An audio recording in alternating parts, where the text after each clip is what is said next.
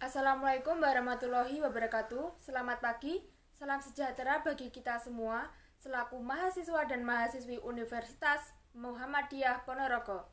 Yang saya hormati Bapak Hadi Cahyono MPD selaku Kaprodi Pendidikan Pancasila dan Kewarganegaraan di Universitas Muhammadiyah Ponorogo. Puja dan puji syukur kita ucapkan kepada kehadirat Allah Subhanahu wa taala yang telah memberikan nikmat, rahmat dan taufik kepada kita semua sehingga kita dapat berkumpul di tempat ini dalam keadaan sehat walafiat. Tidak lupa sholawat dan salam kita curahkan kepada junjungan kita Nabi Muhammad SAW. Pada kesempatan yang berbahagia ini, saya akan menyampaikan sebuah pidato tentang mempertahankan semangat belajar selama pandemi COVID-19. Pertama-tama, pasti kita semua sudah mengetahui tentang apa itu COVID-19. COVID-19 terjadi dan disebabkan oleh virus dari Wuhan, Cina yang sudah terjadi sejak 1 tahun silam ini. Nah, sektor pendidikan merupakan salah satu sektor yang terkena dampak dari COVID-19 ini. Maka dari itu pemerintah mengeluarkan kebijakan bahwa proses belajar mengajar wajib dilakukan dengan cara daring ataupun melalui media sosial lewat online. Nah, contoh media sosial apa yang digunakan dalam pembelajaran online yaitu seperti menggunakan Zoom, menggunakan Google Meet, menggunakan Google Classroom, atau bisa juga menggunakan grup WhatsApp. Dengan adanya aplikasi-aplikasi online tersebut, maka diharapkan proses pembelajaran anak-anak sama sekali tidak terhambat.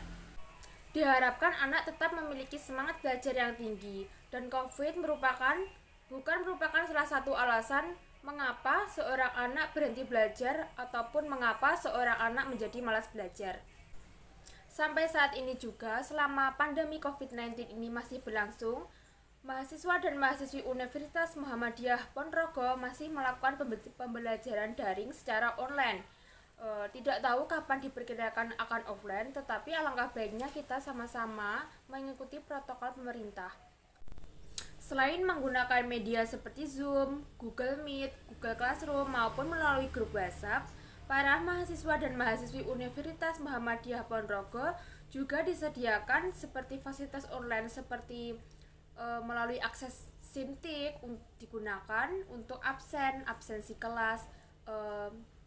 Ada juga yaitu bebas umpo yang digunakan untuk mengakses kegiatan-kegiatan mahasiswa. Kegiatan daring ini tidak dilakukan oleh para mahasiswa dan mahasiswi di Universitas Muhammadiyah Ponorogo. Kegiatan daring ini juga dilakukan oleh peserta didik yang duduk di bangku taman kanak-kanak, sekolah dasar, sekolah menengah pertama, dan juga tingkat SMA. Semua aktivitas pembelajaran sementara ini terpaksa menggunakan teknologi informasi, yaitu handphone. Perlu kita ketahui juga, bukan hanya sektor pendidikan saja yang terkena dampak dari COVID-19 ini, melainkan semua pihak ikut merasakan kerugian apa yang terjadi dari pandemi ini.